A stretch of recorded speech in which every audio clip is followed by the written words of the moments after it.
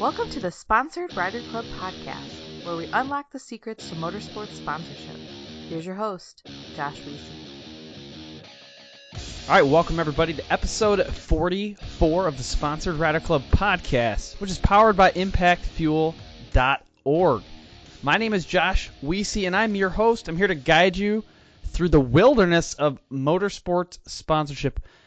We all know it's a pretty crazy world out there, and this podcast is just aimed at giving you some little bits of advice, tidbits of information, kind of a leg up on the sponsorship world. Our featured guest to help me guide you is Fred Rasmussen. He's a freestyle and backcountry snowmobile rider, and it's really interesting hearing his perspective on motorsport sponsorship because freestyle riders are event performers, so they're actually paid to participate in an event. And this is just a kind of a different look at motorsport sponsorship, one that we haven't really seen before in this podcast. So definitely pay attention to this episode and just look at it from a different lens. Now, before we get into the structure of the podcast, I have a few things to talk to you about. First off, I'd love to get your feedback about the show and also specifically show iTunes that this show is serious about its engagement with the listeners and the audience. So if you would be so kind, head over to iTunes, leave a rating and review. And whatever podcast player you're on, go ahead and hit that little baby subscribe button so that you don't miss any of our upcoming guests, specifically Dylan Merriam. He is going to be our next guest. He's a motocross and supercross racer. And then Cody Bradbury is coming up in the next couple of episodes as well. And there's a lot more, too. So stay tuned. If you want to get some additional insider access regarding upcoming guests, go ahead and check out the Sponsored Rider Club on Facebook. Go ahead and request to join. I will review and approve that request myself. Now, if you have any questions or have guest recommendations, go ahead and email me directly, podcast@impactfuel.org. This episode is sponsored by three awesome companies. The first is Solderweld. They're our newest sponsor. We actually connected with them originally out at the 2017 Vegas to Reno race, and they're just awesome, a lot of passion for motorsports, and their products are really looking to change the industry. TopThePodium.com, they're experts in motorsports sponsorship. And then Bold Racing and Suspension. They're avid supporters for Impact Fuel, their family race team. They're really good with custom UTV, ATV, and dirt bike suspension. You'll hear more about those three sponsors later on in the episode, right before getting into Heat 2. A couple more reminders here. You might notice some new visuals and branding with the podcast. I won't talk about this in many more episodes, but I just want people to know that it's still the same great content, but just a little bit different look, and we thought it better represented the brand overall. All right, here's the structure. We're starting with the qualifier, which is the basic introduction. In Heat 1, we'll dive into Fred's background. In Heat 2, we'll talk about sponsorship tactics and strategies. Then in the main event, we'll discuss mindset, and we'll end at the finish line. We'll get closing comments, and we'll learn how to contact Fred. Now, without further ado, I want to start the podcast. Welcome, everybody, to this episode of the Sponsored Rider Club podcast. Today, I'm joined by our featured guest, Fred Rasmussen, and together, we're going to guide you through the complexities of motorsports sponsorship. Fred, why don't you kick us off by introducing yourself? Hey, how's it going? My name's Fred Rasmussen. I go by Fuzzy in the freestyle snowmobile world. Yeah, Fuzzy. I like that, man. How'd you get that name? Growing up, I originally started out with BMX and BMX racing, and we all just kind of copycatted our favorite riders, and one of my favorite riders at the time was Fuzzy Hall. Oh, well, there you go. That's pretty straightforward. Yeah, through the years, it just kind of stuck with me. So. Oh, very cool. I need a nickname. I don't have one. I don't have anything like that. Can you? Here, I'll give you a task to do. Like, instead of sleeping the night, try to come up with a cool nickname for me, and then we can chat later about it. Josh, the Wizard Weiss. Ooh, the Wizard. Okay, I can take the Wizard. That's a good start. Again, I really thank you for taking some time to come on this podcast and chat with us. And, I kind of want to start off in Heat 1 by diving deeper into your background. So I really would like you to kind of walk us through your story. So, first off, how did you first get started in the motorsports industry? Like I just said a second ago, I grew up riding BMX, and then I've always been never raced motocross, but I always have had dirt bikes and just loved jumping dirt bikes. And then when I was around 12 years old, I got my first snowmobile, and that was awesome because here in Michigan, you get your snowmobiler safety, and then you can, take off down the roadsides with like complete freedom. And then somewhere around 13 or 14 years old, I started racing snowcross. We had a little local circuit. And from there, they had a freestyle competition during like the intermission halfway through the races. And any of the racers could get in on that. And I absolutely loved it and took to it and started, basically, if you won the freestyle competition, you got your entry money for racing for the day back right there. Yeah. And I was always, first or second doing those and just loved doing tricks on my snowmobile and was basically going to the races just for those at that point. And yeah, it kind of took off from there with my freestyle. Oh, that's pretty cool, man. So I want to go back just because for people listening, they might not know this. So you're from Michigan. I am also from Michigan. So that's pretty cool. I've only interviewed a couple other people from Michigan. I think Zach Mason, he races snowcross. I think he's from the Gaylord area or something. And then yourself, and that's pretty cool, man. Yep. Yeah, I'm from Ludington, Michigan. So yeah, middle of Lower Michigan. Perfect. Yeah, and I'm from Kalamazoo, so if people are listening right now and take your hand out and look at your hand and the Michigan map. Bottom left is Kalamazoo, and a little bit higher on the left side of your hand is Ludington, and higher than that where Zach Mason is from is kind of in the center. That's Gaylord. So you can also Google these things too, but I'm pretty sure the hand gesture is much more accurate than Google Maps. Yep. Let's dive a little bit deeper into that. So you got into the freestyle and you kind of liked it. It sounds like you had a knack for it. How many years did you kind of do that, and what were some of the events maybe that you've been a part of? Well, I did. So it was around 14-ish years old. I did 2 years of our local circuit doing those halftime freestyle shows. And then when I was in my late teens, early 20s, I went out west and did backcountry for a while, lived in Colorado for a couple of seasons, and then came back, and that was when I seen ramps being built and used on like the Sled Next videos. Oh, yep. And I came back to Michigan one summer and built my own ramp and started from there. And then I started doing a lot of shows for Rave X on the East Coast and have worked with them ever since. I've been doing, they've been one of the primary promoters that I ride for about 10 years now. And since then I've started working for other promoters and done a lot of other really cool events. Like the Red Bull Fuel and Fury that was in Chicago about 4 or 5 years ago. That was a really cool event, even though I ended up injured there. And then it's really cool.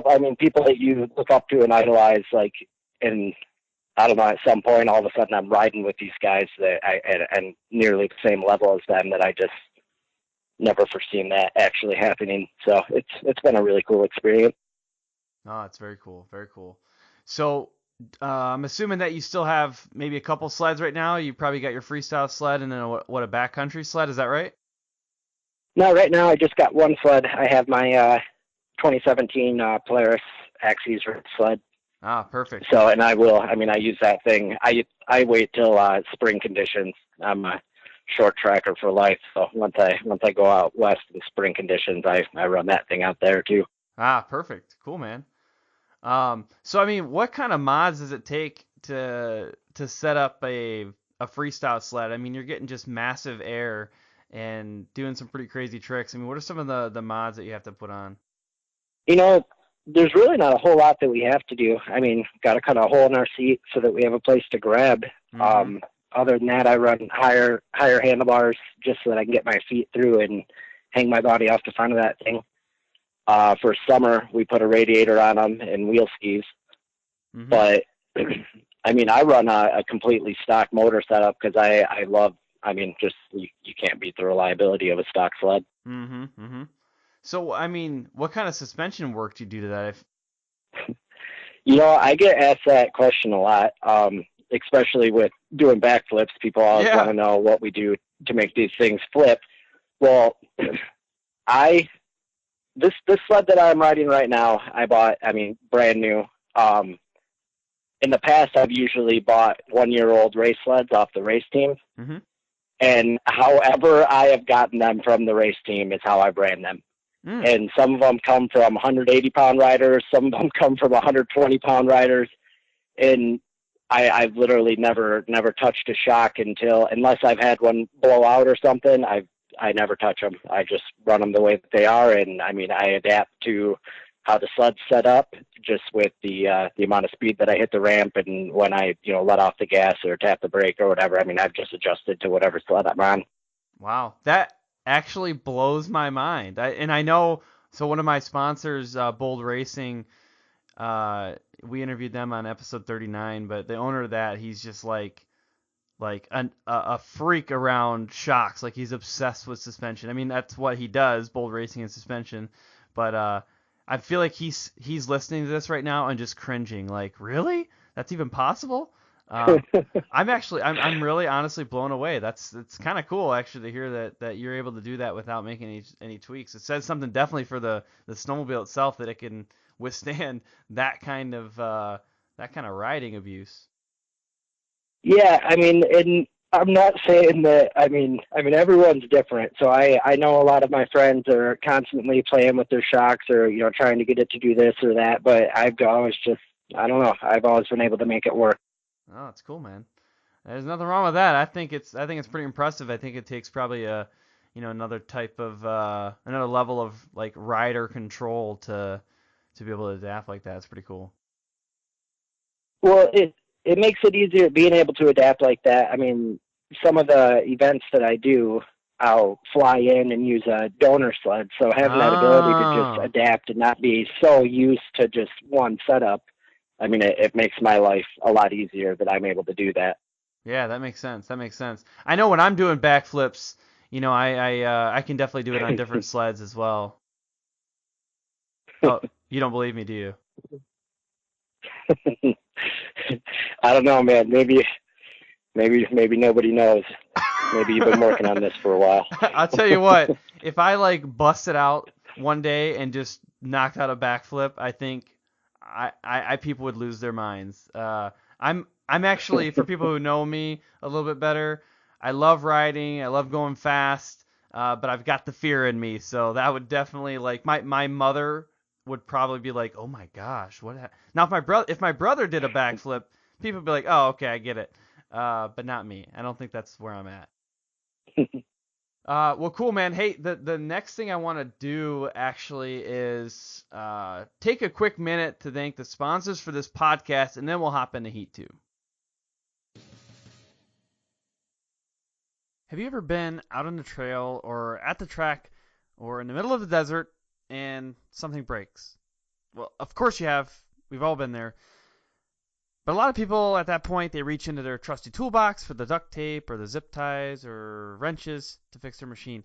However, there's a feeling that you get when you realize you need more than just duct tape to fix that rock chip in your radiator. That's a horrible, horrible feeling to have. And that's why I'm going to tell you next about Solder Weld's metal bonding products, specifically alloy Sol. So this product gives you a longer term fix than JB Weld, which is just going to get you back to the trailer or back to the pits.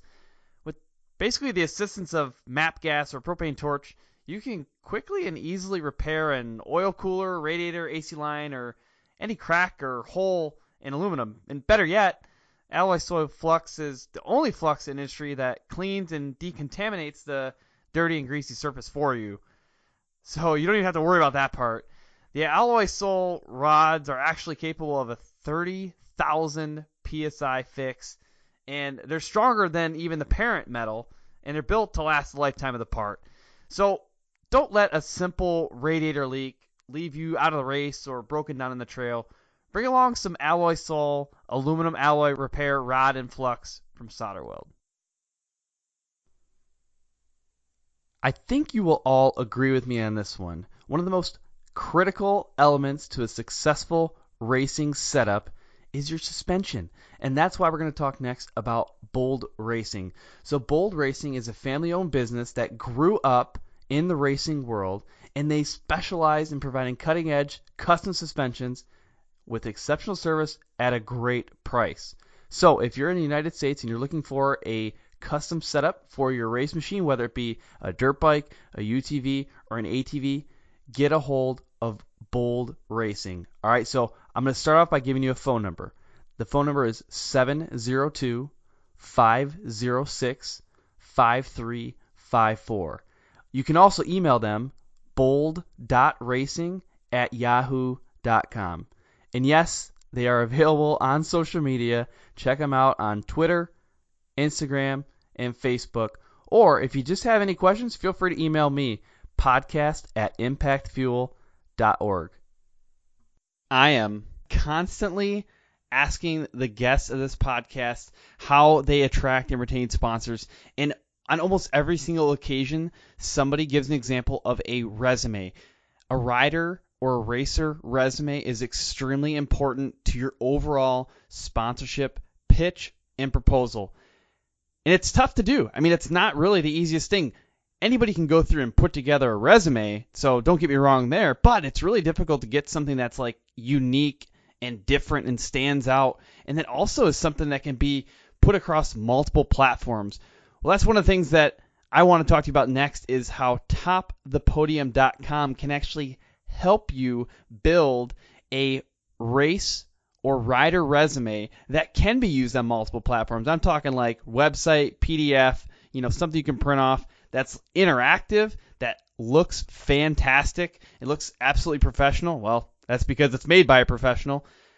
This is the type of thing that's going to set you apart from the crowd, and that's going to position you for a strong sponsorship proposal. So what I want you to do next is go to topthepodium.com, and if you have a question, there's a little chat icon that pops up on the side of the screen when you go to topthepodium.com, and you can go ahead and type your question right there. Jeff Vanestal, he is the owner of Top the Podium. He's going to be able to respond to you directly, so check it out. All right, well, welcome back, everybody. It's Heat 2, and that's where we talk about sponsorship, tactics, and strategy. So, Fred, if you would be so kind, could you go through some of your current sponsors? Yeah, so most of my sponsors I have been working with for a long time, and I got 8 of them on board this year with me, and it's HMK, CNA Pro Skis, Fly Racing, 999 Optics, Caliber Traction Products, Ravex Motorsports, RMC Graphics, Flood Michigan, and Hupco. Awesome. So you know Kirk at HMK? I love Kirk at HMK. I've been working with him for, I'm guessing right around 10 years now. Holy cow. That's awesome, man. Yeah, I've actually been working on getting him on the show as well. We've chatted on the phone a couple times. Really cool guy. And it's pretty cool too to hear that you guys have been able to have a relationship for 10 solid years. I mean, that's pretty impressive. Yeah. I mean, Kirk is, I think, the guy that I've been working with the longest out of all of them, and he's always just been a great guy and great to the entire snowmobile industry. Yeah, no, that's really cool. Would you mind sharing, maybe if you can't even remember back 10 years, but sharing how you two initially connected, you and Kirk? I think the way that we initially connected was me and another friend when I was in my early 20s living in Colorado. We started a little side venture, RideSinister.com, and we made a entire, like a full-length video even. And Kirk hopped on board as a sponsor with that. I mean, we reached out to him, and I mean, he hooked all of us up and all the people that were going to be, all the other riders that were going to be in the film with a really good gear discount. So, and then I've been working with them one-on-one. That was before I was even, big into the freestyle industry, or before I even built my first ramp. So. Oh, that's cool. That's cool. Another one that I kind of wanted to know a little bit more about is Sled Michigan. Can you tell me a little bit about that group and how you got connected?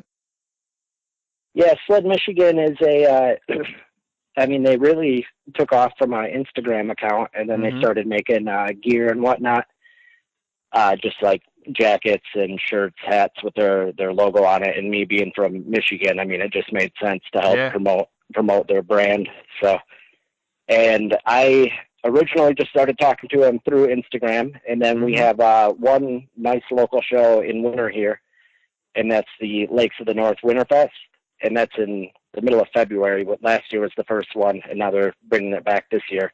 And that's when I met the guy for the first time, Gary, and he's just been great to work with. I mean, he helped hook me up with RMC Graphics for the sled wrap, and I mean, RMC Graphics was great to work with. They gave me a really good discount on a sled wrap, and Sled Michigan stepped in and picked up that bill. And I mean, swag, t-shirts, and whatnot. He's always hooked me up with, so I have everything that's on their website to wear at events.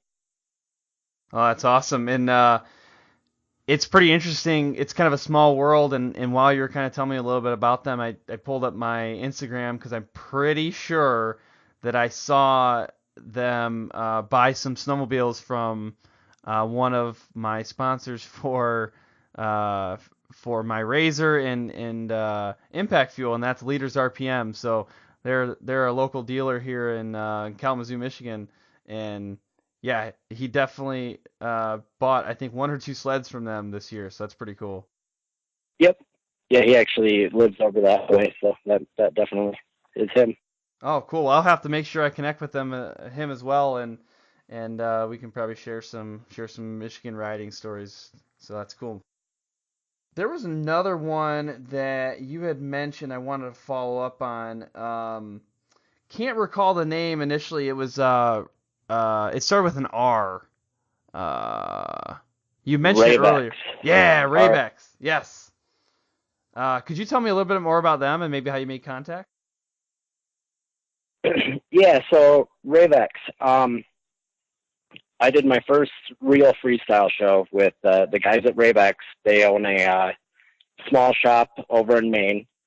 Well, owned a small shop. It's grown considerably over the years Yeah. and moved locations several times. But those guys are just kind of all about what I'm all about. They're just about freestyle, and I mean, they're just really fun guys to hang out with.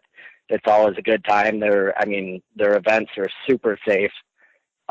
Most of them are riders themselves. I mean, they're a little bit older, so they're getting out of actually wanting to hit ramps themselves Mhm. anymore. Mhm. But I mean, when I first started doing events with them, the owners of Ravex were hitting the ramps themselves, which was, I mean, just awesome. So just a lot of love for the sport, and yeah, I went out there and rode the first show that I did for free with them, just so that they could see my talent and ability. And then ever since then, I mean, they've kind of called me up. I mean, I would say maybe to 75-80% of their shows, even though I'm a 16-hour drive away. Mhm. So for them to get me out there, I mean, there's considerable more cost, but yeah, they're always using me. And then got into the backflip game, and I'm pretty much the closest guy to them that does backflips consistently on sleds. So I've been their dedicated backflipper for, I mean, I don't know, 6-7 years now. Wow, that's pretty cool.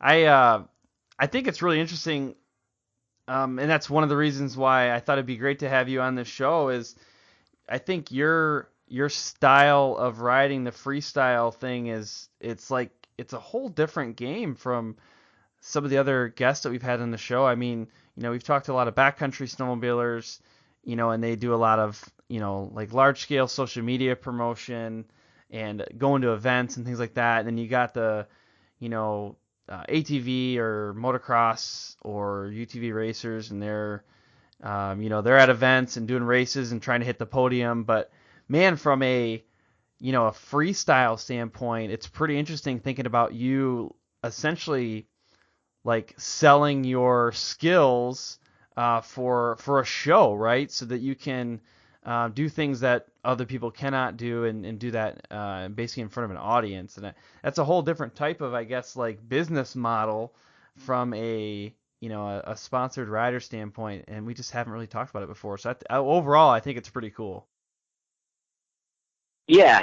I mean, as far as for sponsorship, I mean, it is a really cool thing because, I mean, we're spotlighted a lot more than a racer that's actually got to hit the podium to gain that spotlight. I mean, when people come to these events, like, there's only a handful of us out there actually doing these demos, so it's a great way for companies to get their whatever they want viewed. Yeah, definitely. I wonder if anybody after listening to this episode is like, all right, that's it. I'm going out and I'm starting to practice my my backflips right now.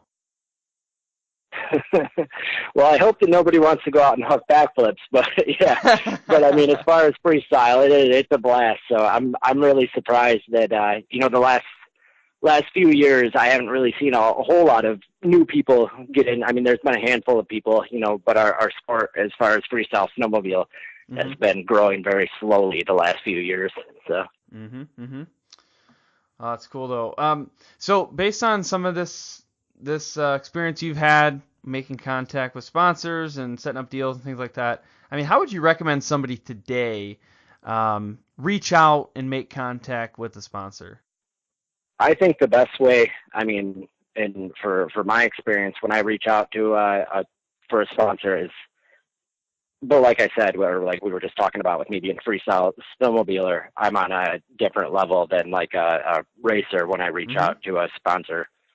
But one thing that I always do when I reach out to a sponsor is I let them know that, I mean, I'm dedicated to, number one, being sponsorable as a person.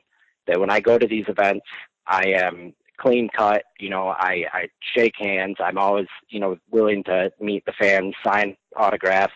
I bring autograph stock that has all of my sponsors on them. So that's something that, these people are going to take home, and they're going to have that sponsor logo right there on this autograph stock. And then the whole nickname thing, that I've always kept fuzzy on everything, because when people sign stuff, they so if I'm signing something other than my own autograph stock, riders will scribble their signature on there. The next year, if that event comes again, no one's going to remember that signature because it's a scribble mark from someone at this event. I do this. This is a great branding thing. So I block letter fuzzy on everything that I sign. Okay. The next year, people remember fuzzy.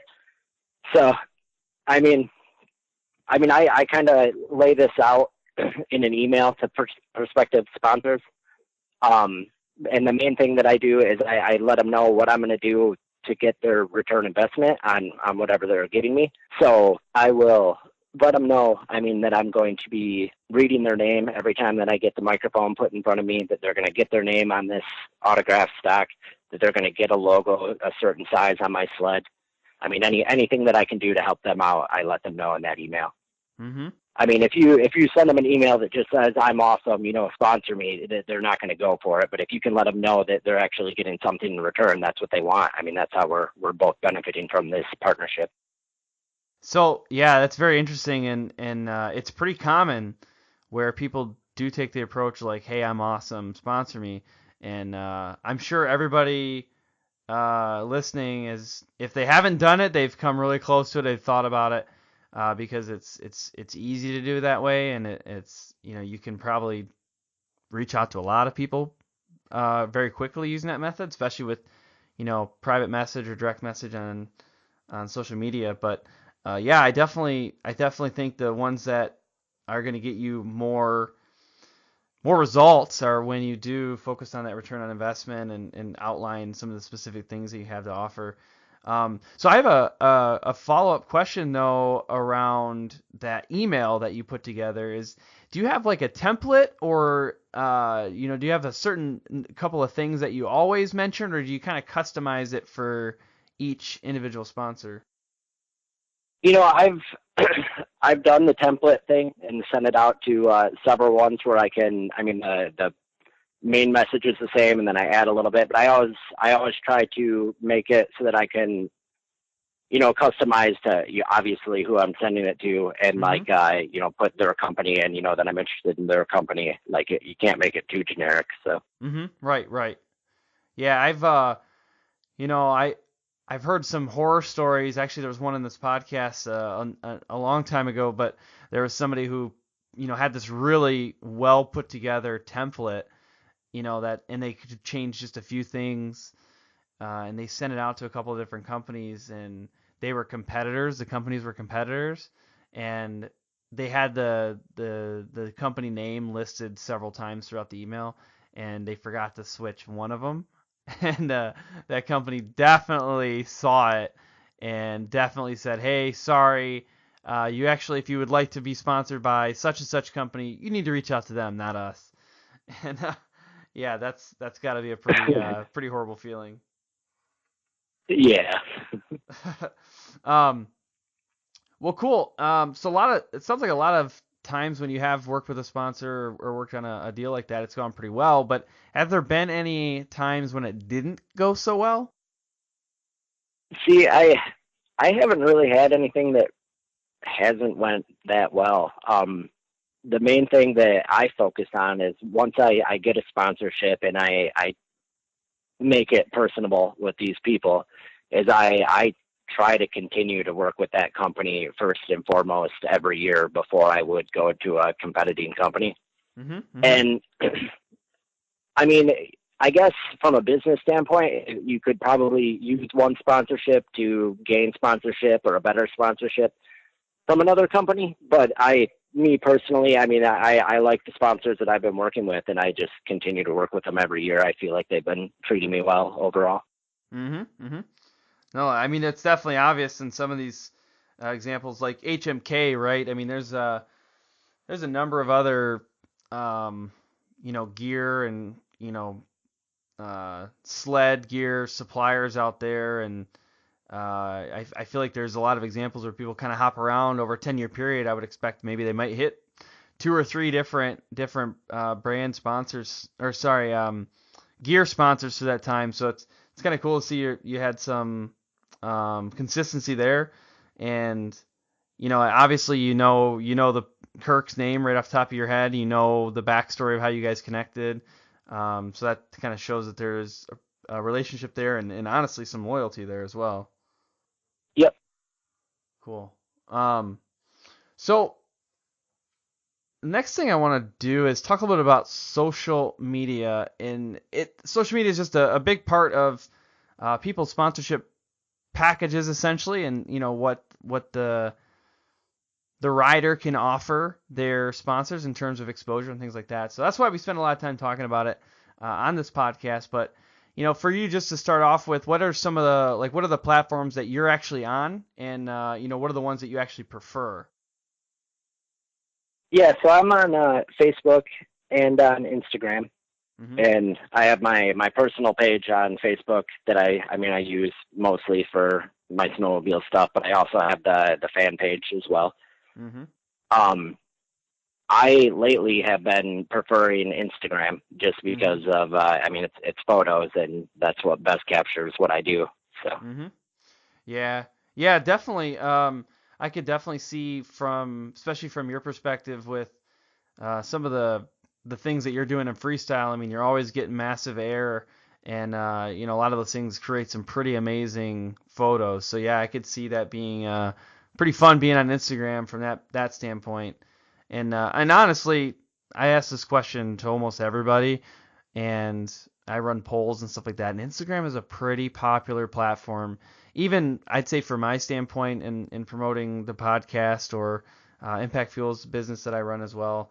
I prefer Instagram from an engagement standpoint. I just feel like there's a lot more people that interact with the posts.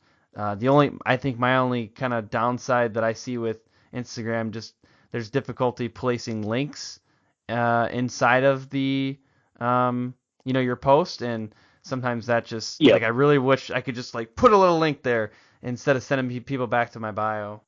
Yeah. Do you have a strategy around social media? Like, do you consciously think of the times that you post, or the order of your post, or like what type of content is on there? And if you do have a strategy, can you just kind of share with us what that is? Yeah, I mean, when I go and do an event, I do my best to try to meet photographers at the event. That's one of the best things that, I find works for me. If I can go and meet photographers at the event, people that I see that have their cameras out, see if they have a card and if there's a way to contact them after the event. And then if they have good shots, I will purchase them from the photographer. I mean, my wife's a photographer, so I know firsthand, like, these people put a lot of time and money into their businesses, into their equipment. So I will always purchase photographs that are clean and crisp from photographers. And then what I do is I will take them and I will post, usually, even though it's really hard to hold it all, like hoard it on my phone, I will post one a day after these events until I run out of them from that event, just to kind of trickle them out and make them last. So that's about it. That's my strategy. No, that's good. I've definitely heard people talk about like having their friends who are photographers and utilizing them that way, or someone just using their iPhone or whatever and taking a relatively good pic. But I don't think we've ever talked about somebody, actually saying, you know what, I want to connect with the photographers at the event. There's probably always a couple of them there that are pretty good. Connecting with them and then actually saying, hey, I'm going to buy some of these photos from you. And, that's going to be specifically part of my social media strategy. I think that's pretty cool. Yep. So when you do that, are you actually saying to the photographer at the event, like, hey, take these pictures of me, here's how much I would give you for that? Or is it, hey, I think you took pictures of me, can I purchase the pictures that you took? I mean, which one is it? It's, a little bit of or everything, whatever. I just try to talk to them and see what they're there for. If they're, like heydays, for example, like there, I never got a chance to meet any of the photographers. And then, after the event, I was sitting there just kind of like waiting, like, because there was photographers everywhere. So I knew stuff would come up, and then it did. I started seeing stuff in online galleries. So I just went onto the online galleries and started buying the photos of me. And then I would send the photographer, because a lot of times when you buy these online digital copies, there's like a disclaimer of what you can and can't use them for. Yep. So then I contact them to just make sure that I'm in the clear for whatever I want to use them for. So, and most awesome. of them are, I think they're thrilled that, I'm actually excited about their work and willing to purchase it. So. Yeah, definitely. I think that, being a photographer nowadays with the virality of social media and the internet, it's got to be pretty tough to control that. And it sounds like you've got a really good understanding. You're saying, I think you said your wife is a photographer as well, so I'm sure you completely understand some of those struggles. And I'm glad that you're able to help help out other photographers so that it's not quite as big of an issue for them. Yep. Cool, man. So outside of social media, what are some areas that you might focus on to kind of give visibility to yourself or your sponsors? Well, with the freestyle thing, one of the main things is mic reads. So anytime that I'm at an event and they put me on the mic or interview me, I can list my sponsors right there to however many people it is, whether it be 5,000 or some of the shows have upwards of 20,000 people. I can give them thanks right there, which really helps them out. Yeah, that's good. And it's kind of similar to like when a racer finishes on the podium and they kind of go through their spiel of, thanking their sponsors and things like that. One question that I have though is, do you have like an order? I don't think I've ever asked anybody this, but is there like an order? Like, do you have, one sponsor is going to be listed first and then the other one is going to be last? Like, is that even part of it? Nope. For me, it's completely random. I even on my Instagram, I mix it up and make it at random with every post. I don't have like a template that I use. I write them in there. So I'm Mm-hmm. always mixing it up so no one person feels left out. Good. No, that's good. It's just something I've kind of thought about. I'm assuming that there's probably some instances where people out there, they might even have a contractual obligation, or maybe uh, one sponsor provides a lot more financial support than another one, and maybe they have somehow, um, agree to make sure that the first person they name on the podium is going to be X, and the first person they name on social media is going to be X, and the first person that they, put in their race report is going to be X. So I'm assuming that something's out there like that, but I don't think I've ever actually asked anybody that question yet. Yeah, I would assume. I mean, what you just said is completely spot on. I assume if there's some big money sponsor, they're going to want to be first. But yeah, what I have, I mean, most of these sponsors, like I said, I've worked with for years, and it's been the same free product stuff for years, and I've just mix it up and do it at random because they're all helping me out any way they can. Good, good. Well, I think at this point, I'd like to dive into the main event, and that's where we discuss mindset a little bit. And mindset, honestly, is just some of the things that, in my opinion, help mentally prepare ourselves for successful sponsorship. So, first off, I like to start with an obstacle. So, Fred, can you give us an example of an obstacle that you've had to overcome in your motorsports career? So, I mean, one of my biggest obstacles with the whole thing is family. So Mm-hmm. my freestyle career really started taking off when I got married and started having kids and everything. So my biggest obstacle has just been trying to find a safe balance between just getting too wrapped up into my freestyle and still being committed to my family. Mm-hmm. So had my freestyle taken off like several years earlier, I'm sure I would have been to X Games and whatnot by now. But I'm just basically having fun with it now. I mean, I know that I have a good skill set, and I'm going to keep getting hired for doing these demos and various events throughout the U.S. and Canada. I've been asked to leave the country as well, but I turned those ones down just, for that reason that I'm, trying to find a safe balance. So that's been my biggest obstacle that I've had to overcome is just, balancing my family life with my freestyle. Yeah, I can definitely see that being a challenge. So it sounds like the way you overcome that is you kind of evaluate each opportunity and probably ask yourself like, what's the true impact to my family, and is it worth then doing from that point? Yeah, and that's where I gave praise to Ravex about like having safe events. Is I used to do like indoor metal to metal where we jump to the mobile landings, and like those I've kind of taken off the table. I turned those down now, and I only do the events that I know are going to be safe events. Yeah, I mean, these jumps are radical, right? And I'm sure your wife is kind of cringing every time you do some of these jumps. But yeah, I guess that's good then that you can kind of evaluate what's safer and what's more risky and kind of pull some of that risk out. Yep, absolutely. Good. Who would you say though has been your biggest supporter and why? I would say, well, I have two of them. Both, my mom has always supported everything. I couldn't have been or gotten to where I am without her.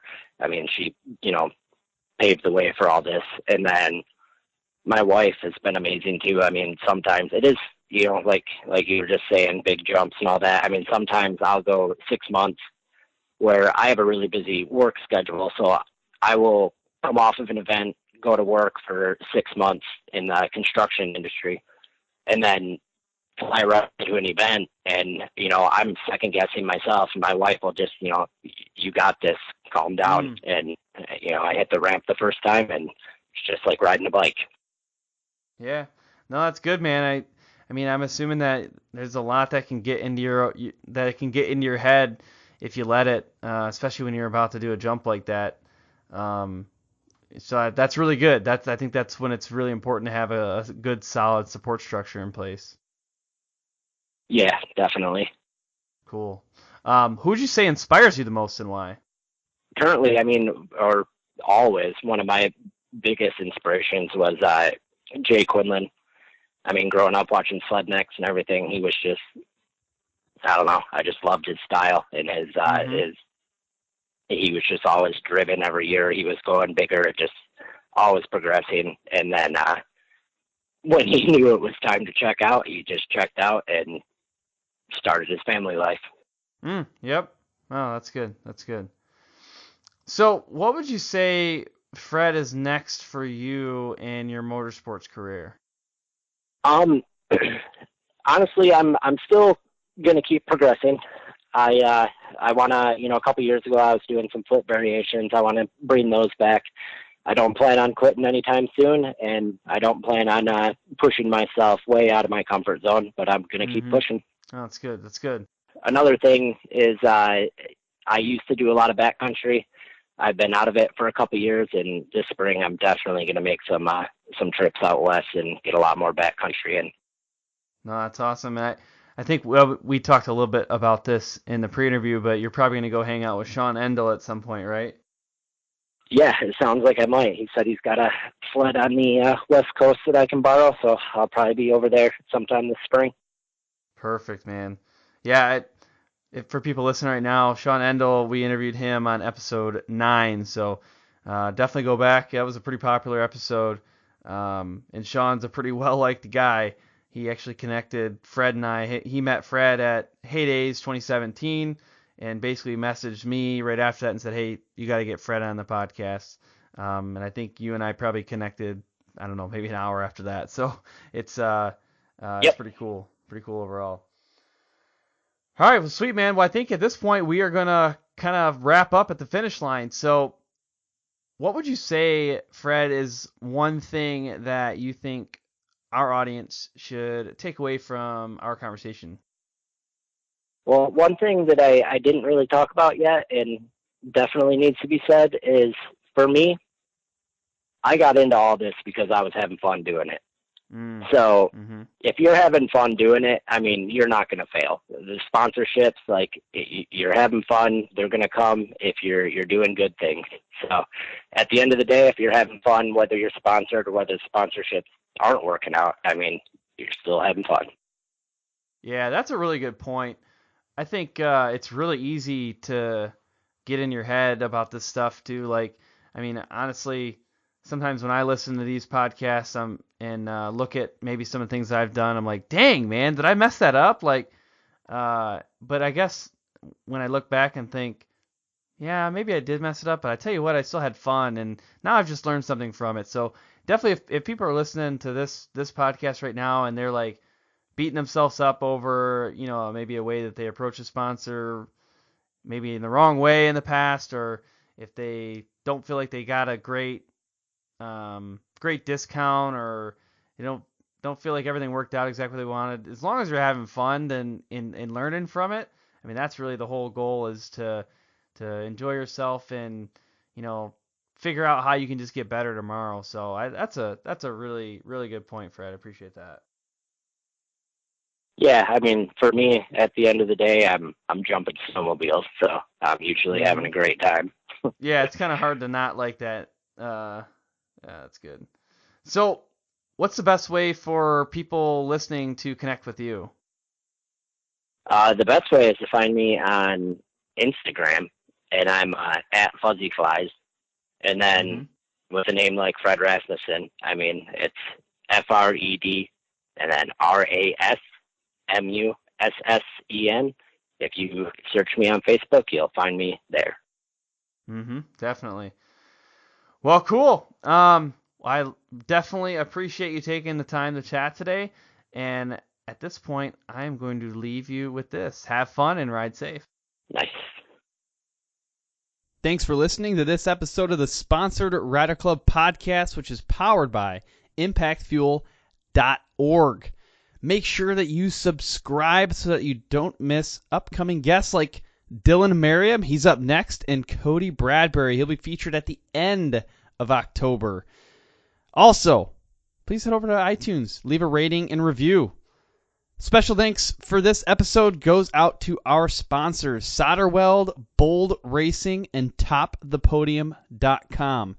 Make sure that you are following the Sponsored Rider Club podcast on social media. You can find us on Facebook, and that's in two places on Facebook, the Sponsored Rider Club podcast Facebook page, and also the Sponsored Rider Club group. And the group is where we really get behind the scenes, and you have access to basically riders and racers who want to help you better build your motorsports sponsorship portfolio.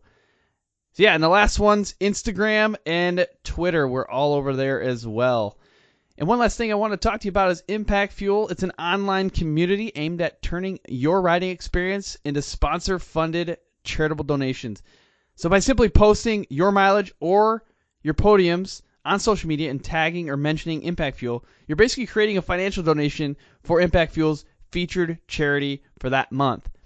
And this month specifically, which is October of 2017, Impact Fuel is featuring the American Red Cross. And for the first time ever, they're doing double donations. So basically, if you donate 100 miles, that would typically be $1 to charity.